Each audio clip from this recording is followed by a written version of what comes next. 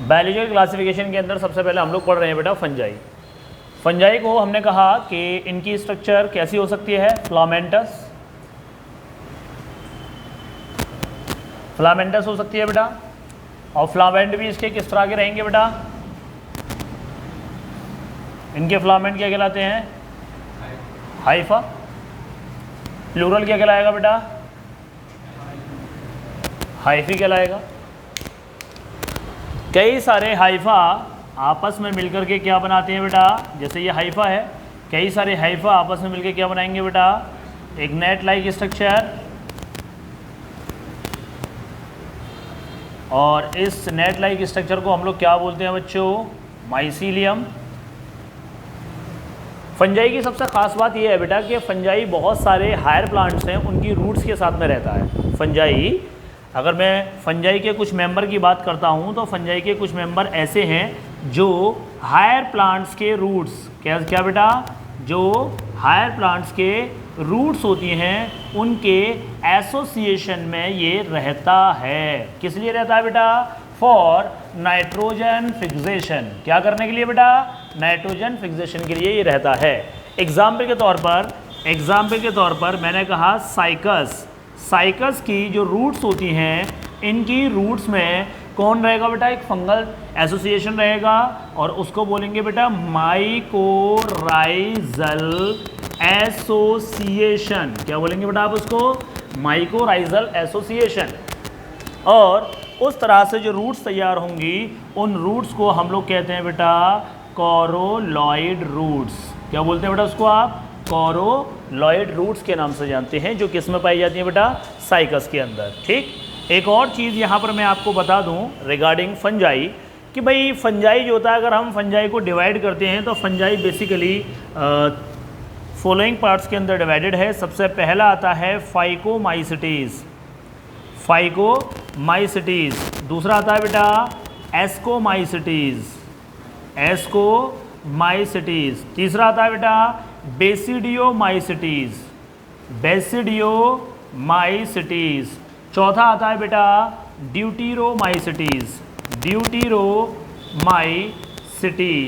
अब इन सब के अंदर हम देखें, ख़ास बात वो ये है कि बेटा ये जो तीनों होते हैं इसके अंदर हमें सेक्सुअल एंड एसेक्सुअल दोनों तरह के रिप्रोडक्शन मिल जाते हैं, कि दोनों तरह के रिप्रोडक्शन पाए जाते हैं। जबकि अकेला ड्यूटीरोमाइसिटीज़ सिर्फ और सिर्फ एसेक्सुअल रिप्रोडक्शन को ही शो करेगा।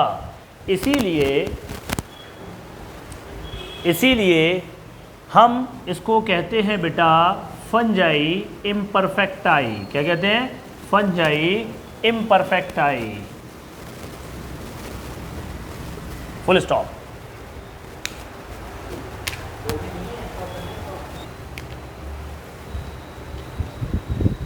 अब देखिए यहाँ पर एक और कंडीशन पाई जाती है जिसे हम लोग बोलते हैं बेटा सेप्टेट एंड एसेप्टेट कंडीशन।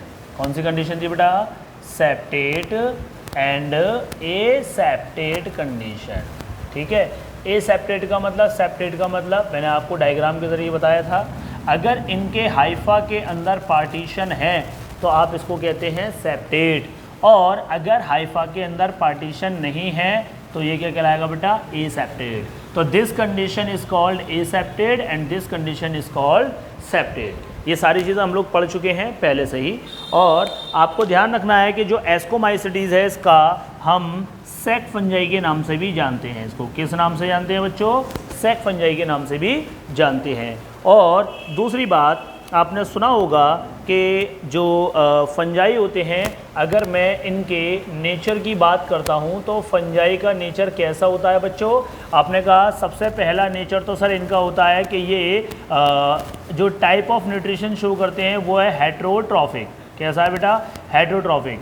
दूसरी चीज़, हेट्रोट्रॉफिक के अंदर भी ये कैसे होते हैं, सैप्रोफाइट्स रहते हैं। ठीक है ना। कभी कभी ऐसा भी होता है कि ये पैरासाइट के रूप में भी पाए जा सकते हैं। ठीक है ना। और अगर ये पैरासाइट के रूप में पाए जा रहे हैं तो ये ख़ास तौर से ऑब्लिगेट पैरासाइट होते हैं। कैसे होते हैं, ऑब्लिगेट पैरासाइट, ये वो पैरासाइट होते हैं जो किसी होस्ट की बॉडी पर रहते हैं और उसी की बॉडी पर मर जाते हैं अगर होस्ट की डेथ हो जाती है तो, ठीक है। लेकिन अगर हम बात करते हैं दूसरे टाइप के पैरासाइट की, तो हम बोलते हैं बेटा फैकल्टेटिव पैरासाइट। ये वो पैरासाइट हैं बच्चों जो कि होस्ट की डेथ होने के बाद उसको लीव कर जाते हैं और अपने होस्ट का सिलेक्शन फिर से कर लेते हैं। इसको बोलते हैं फैकल्टेटिव और इसको बोलते हैं ऑब्लिगेट पैरासाइट।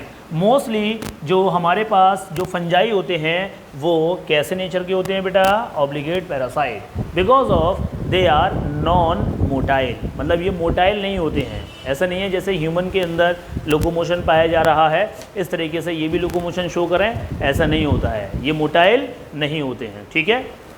रिप्रोडक्शन हमने देखा कि भाई इसमें सेक्सुअल भी पाया जा रहा है, एसेक्सुअल रिप्रोडक्शन भी पाया जा रहा है। अच्छा आगे बढ़ते हैं बेटा, इसके बारे में एक और चीज़ की बात कर लेते हैं। इसका एक ख़ास मेंबर है जो कि आपने कई मरतबा पढ़ा है, वो है ईस्ट के बारे में। और ईस्ट किसको बिलोंग कर रहा है बच्चों? ईस्ट बिलोंग कर रहा है किसको बेटा? एस्कोमाइसिटीज़ को। किसको बिलोंग कर रहा है? ईस्ट एस्कोमाइसिटीज़ को। अगर मैं ईस्ट का साइंटिफिक नेम लिखूं तो नाम है बेटा इसका सैकेरोमाइसिस। क्या नाम है बेटा इसका? Saccharomyces, Saccharomyces cerevisiae. Saccharomyces cerevisiae is the scientific name of yeast. Yeast को ध्यान रखना है आपको, कैसी होती है ईस्ट बेटा? यूनिसेलुलर। एक और चीज़ याद रखिएगा कि जो ईस्ट होती है बेटा वो क्या चीज़ शो करती है? Spherical body. ये फ्लामेंटस बॉडी नहीं होती है, इसकी बॉडी कैसी होती है बेटा? स्फेरिकल बॉडी, ठीक है ना। सारी चीज़ें बेटा विजिबल हैं, नज़र आ रही हैं, सब क्लियर? सब नज़र आ रही है बेटा, क्लियर? ओके। अच्छा अगर मैं ईस्ट की बात करूं आपसे तो आप कहेंगे सर ईस्ट यूनिसेलुलर होता है। दूसरी बात ये कि ये ब्रीविंग इंडस्ट्री में काम करता है। कहाँ काम करता है बेटा? ये ब्रीविंग इंडस्ट्री में काम करता है। East is also use in the briefing industry. किस में काम कर रहा है बेटा? ये ब्रीविंग इंडस्ट्री में काम कर रहा है। अच्छा ब्रीविंग इंडस्ट्री किसे कहते हैं बेटा? इसका मतलब ये है कि ये अल्कोहल बनाने में यूज़ किया जा रहा है, अल्कोहल फॉर्मेशन में इस्तेमाल होता है, राइट। अल्कोहल बनाने में इसका इस्तेमाल किया जाता है। किसका बेटा? ईस्ट का। दूसरा बेकिंग इंडस्ट्री के अंदर। दूसरा कहाँ इस्तेमाल होता है इसका? बेकिंग इंडस्ट्री में भी। कहाँ इस्तेमाल होगा बच्चों? बेकिंग इंडस्ट्री के अंदर भी इसका इस्तेमाल होता है। ये वाली स्ट्रक्चर आप लोग पहले बना चुके हैं, मैं इसको रब कर देता हूँ, ठीक है। ये ब्रीविंग इंडस्ट्री के अंदर भी इसका इस्तेमाल होता है बेटा, ब्रीविंग इंडस्ट्री। इसके अलावा स्पॉइलेज ऑफ फूड, जो खाना होता है उसको सड़ने से बचाने का काम भी करता है, ठीक है ना। अच्छा एक और चीज़ मैं आपको बताऊं, प्लांट के अंदर ये डिजीज़ भी करता है, ठीक। आपने एक और नाम सुना होगा, वो है बेटा पेनिसिलियम। क्या नाम है बेटा? पेनिसिलियम। पेनिसिलियम मैं यहाँ पर लिखूँगा क्योंकि एस्कोमाइसिटीज़ का मेंबर है ये, पेनिसिलियम। मैंने यहीं पे लिखा है एग्जाम्पल इसका, ताकि आपको कन्फ्यूज़न ना हो कि पेनिसिलियम किसको बिलोंग करता है, फाइकोमाइसिटीज़ को, एस्कोमाइसिटीज़ को, बेसिडियो को या ड्यूटीरियो को। तो आप बोलेंगे penicillium basically belongs to the ascomycetes यानी कि सेक फंजाई। तो सेक फंजाई को ये बिलोंग करता है। और ये जो पेनिसिलियम है इससे सबसे पहली एंटीबायोटिक निकाली गई थी। फर्स्ट एंटीबायोटिक वाज एक्सट्रैक्ट, सही है। सबसे पहली एंटीबायोटिक किससे निकाली गई थी? पेनिसिलियम नोटेटम नाम के फंजाई से, जो किसको बिलोंग कर रहा है? एस्कोमाइसिटीज़, ठीक है। अगर मैं इसका साइंटिफिक नेम लिखूं तो यहाँ लिख देता हूँ बेटा स्टार लगा करके, पेनिसिलियम नोटेटम, ठीक।